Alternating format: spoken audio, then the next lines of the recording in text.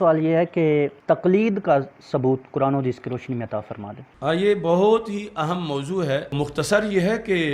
تقلید کا لغوی معنی ہے ہار پہنانا، اصطلاحی معنی ہے امام کے بعد دلیل قول کو تقاضۂ دلیل کے بغیر مان لینا۔ امام کے بعد دلیل قول کو تقاضۂ دلیل کے بغیر مان لینا، یعنی امام نے ایک قول کر دیا قرآن و سنت کو سمجھ کے، عوام نہ 30-40 سال پڑھ کے اتنی مہارت حاصل کر سکتے ہیں کہ وہ مسئلہ اخذ کریں۔ امام نے دلائل سے مسئلہ اخذ کیا ہے، امام کے پاس دلیل ہے، لیکن جس بندے نے عمل کرنا ہے عوام میں، وہ تقلید یہ ہے کہ دلیل پڑھنے اگر بیٹھ جائے تو ہو سکتا ہے اس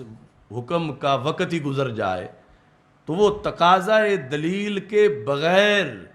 اس پر عمل کر لے، یہ تقلید ہے۔ اس میں پراپوگنڈا یہ ہے کہ غیر مقلدین کہتے ہیں کہ یعنی یہاں سے ڈنڈی مارتے ہیں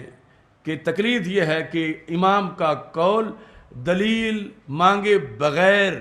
مان لینا اور اس پہ عمل کرنا، تو یہ ہے کہ یہ نبیوں کو نہیں مانتے، یہ اماموں کو مانتے ہیں، اور امام کا قول جو ہے وہ اس پر دلیل ہی نہیں مانگتے، کہتے ہیں امام نے کہہ دیا ہے تو دلیل کی ضرورت ہی نہیں، اور یہ ان کے پاس اس کی دلیل نہیں۔ حالانکہ ہماری ساری کتابیں جو ہے اس میں لکھا ہے امام کا جو قول ہے وہ با دلیل ہے، یعنی اس کا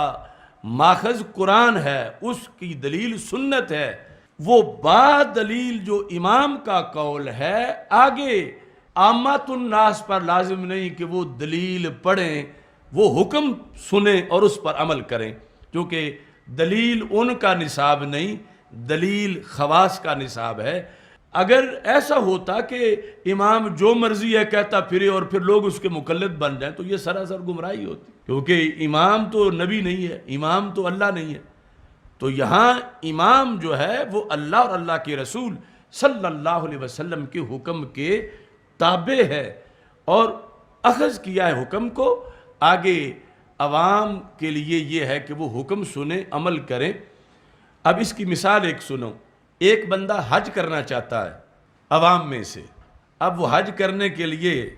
ایک ہفتہ پہلے مثال کے طور پر تیاری شروع کر دے، مہینہ شروع کر دے، عوام میں سے سال بھی شروع کر دے کہ میں نے سب سے پہلے حج کے فرائض کی دلیلیں پڑھنی ہیں، واجبات کی دلیلیں پڑھنی ہیں، وقوف ہے تو کیوں ہے، رمی ہے تو کیوں ہے، تو اس بنیاد پر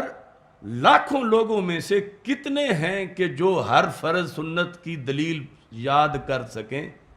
ہو سکتا ہے حج کا ٹائم ہی گزر جائے اور انہیں ابھی آدھی دلیلیں بھی نہ آتی ہوں۔ تو شریعت میں تو یہ ہے کہ وقت آیا ہے تو تم وہ کام کرو، دلیلیں علماء کا کام ہے۔ اب دوسری طرف وہ کہتے ہیں ہر چیز کی پہلے دلیل ڈھونڈو، تو دلیل ڈھونڈنے میں بہت سی چیزیں ایسی ہیں جہاں ان کے بڑوں کو آج تک نہیں ملی، عوام کو کیسے دلیل ملے گی؟ تو اس بنیاد پر یعنی یہ ایک بھنور میں ہے، یعنی خوشنما نعرہ ہے اپنی طرف سے، لیکن دوسری طرف مطلب خلاصہ یہ ہے سینکڑوں دلائل کی روشنی میں کہ یہ امام ابو حنیفہ رحمۃ اللہ علیہ جیسے امام سے لوگوں کو ورغلا کے 1.5 اینٹ کی مسجد کے امام کے پیچھے لگانا چاہتے ہیں۔ ادھر امام ابو حنیفہ، ادھر جو ہے ان کا کوئی چھوٹا سا کسی مسجد کا، وہ کہتا ہے جو میں کہتا ہوں وہ مانو تم۔ اور مجدد صاحب نے کہا چواں کرمیں کے در سنگے نحاس، زمین و آسمان او حماس، یہ غیر مقلد اس کیڑے جیسا ہے کہ جو پتھر میں بند ہے، وہ سمجھتا ہے یہ نیچے زمین ہے اور پتھر کا اوپر والا حصہ آسمان ہے، یہی کائنات ہے، اسے پتہ ہی نہیں کہ پتھر کے اوپر کہاں آسمان ہے۔ تو یہ وہ غیر مقلدیت ہے۔ اب اس پر صرف ایک دلیل کہ حضرت معاذ بن جبل رضی اللہ تعالیٰ عنہ کو جب رسول اکرم صلی اللہ علیہ وسلم نے یمن کا قاضی بنا کے بھیجا تو فرمایا بما تقضی یا معاذ، معاذ یہ بتاؤ وہاں فیصلے کس طرح کرو گے؟ یعنی لوگوں نے، وہاں کی رعایا نے، وہاں کی عوام نے تجھے فالو کرنا ہے، اور انہوں نے حکم دیا کہ تم نے معاذ کا کہنا ماننا ہے، ان سے شریعت پوچھنی ہے، اور جو یہ کہیں وہ تمہارا دین ہے، تم نے اس پہ عمل کرنا ہے۔ اور ان سے پوچھا کہ تم کیسے مسئلے بیان کرو گے؟ فیصلہ آئے گا تو کیسے جواب دو گے؟ انہوں نے کہا اقضی بے کتاب اللہ، میں اللہ کی کتاب سے فیصلہ کروں گا۔ یہ جامع ترمذی کی حدیث شریف ہے، اللہ کی کتاب سے میں فیصلہ کروں گا۔ تو ہمارے آقا علیہ السلام نے فرمایا اِلَّمْ تَجِدْ فِي کتاب اللہ، اگر تم اللہ کی کتاب میں نہ پاؤ تو پھر کیا کرو گے؟ اب انہوں نے آگے سے یہ نہیں کہا جو ان کا نعرہ ہے غیر مقلدین کا کہ کیسے ہو سکتا ہے کہ اللہ کی کتاب میں نہ ہو، اللہ کی کتاب میں ہوگا، ایسا نہیں انہوں نے کہا۔ انہوں نے کہا اقضی بسنت رسول ہی، اگر مجھے نہ ملا، ہونا اور چیز ہے، مجھے ملنا اور چیز ہے، اور اس وقت تو بھی سارا قرآن نازل بھی نہیں ہوا تھا۔ اگر مجھے نہ ملا تو میں سنت رسول صلی اللہ علیہ وسلم کے مطابق فیصلہ کروں گا۔ ہمارے آقا علیہ السلام نے فرمایا اِلَّمْ تَجِدْ فِي سُنَّتِ رسول اللہ صلی اللہ علیہ وسلم، اگر تجھے سنت رسول علیہ السلام میں بھی اس مسئلے کا جواب نہ ملا تو پھر کیا کرو گے؟ اب یہ مقام ہے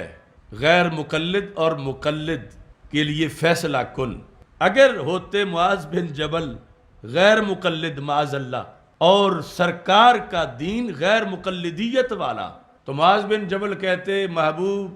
بات شریعت ہے اللہ کی اور اللہ کے رسول صلی اللہ علیہ وسلم، جب نہ قرآن میں ملا نہ سنت میں ملا تو میں چپ کر جاؤں گا، کیونکہ میں نبی نہیں ہوں، میں صاحب شریعت نہیں ہوں، میں کیوں کسی کو جواب دے کے گمراہ کروں، میں چپ کر جاؤں گا۔ تو انہوں نے کیا بولے؟ کہتے ہیں اجتہدو بے رأیی، میں مسئلہ بتاؤں گا، کیسے؟ اپنی رائے سے اجتہاد کروں گا، یعنی جو مجھے قرآن و سنت معلوم ہے اس کو سامنے رکھ کر میں اجتہاد کروں گا اپنی رائے سے، اجتہدو برأیی۔ تو اب یہ موقع تھا کہ اگر اس عمل میں کوئی بھی معمولی سا سکم ہوتا تو ہمارے آقا علیہ السلام فرماتے معاذ یہ غلط ہے، تمہاری رائے کیا ہوتی ہے؟ حکم اللہ کا ہے، اللہ کے رسول صلی اللہ علیہ وسلم کا ہے، اور تم اپنی رائے بیچ میں لے آئے ہو۔ ہرگز ہمارے آقا صلی اللہ علیہ وسلم نے یہ نہیں فرمایا، بلکہ اتنا خوش ہوئے الحمدللہ الذی وفق رسول اللہ بما یرضی بہ رسول اللہ صلی اللہ علیہ وسلم۔ ساری تعریفیں اس خدا کی ہیں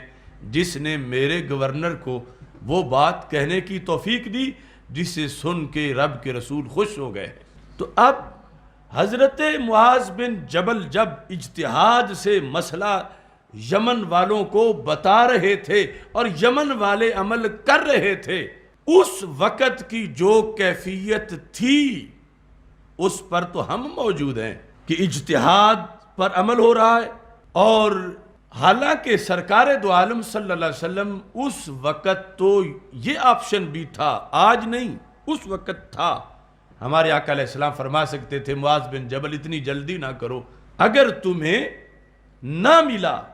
قرآن سے اور نہ ہی سنت سے تو تم میرے ساتھ رابطہ کرنا، کیونکہ ابھی تو قرآن نازل ہو رہا ہے،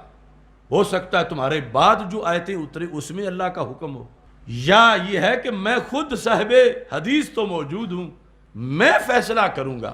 تم جلدی نہ کرو۔ تو ہمارے آقا صلی اللہ علیہ وسلم نے یہ فیصلہ کیا کہ میری ظاہری حیات میں خود یہ ٹریننگ کروا جاؤں،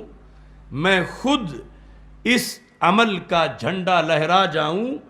کہ جب قرآن ابھی نازل ہو رہا تھا اور ابھی اللہ کے رسول علیہ السلام کی سنت کا سرچشمہ ابھی جاری تھا، اس وقت اگر غیر نبی کا حکم دلیل کی روشنی میں مانا جا سکتا ہے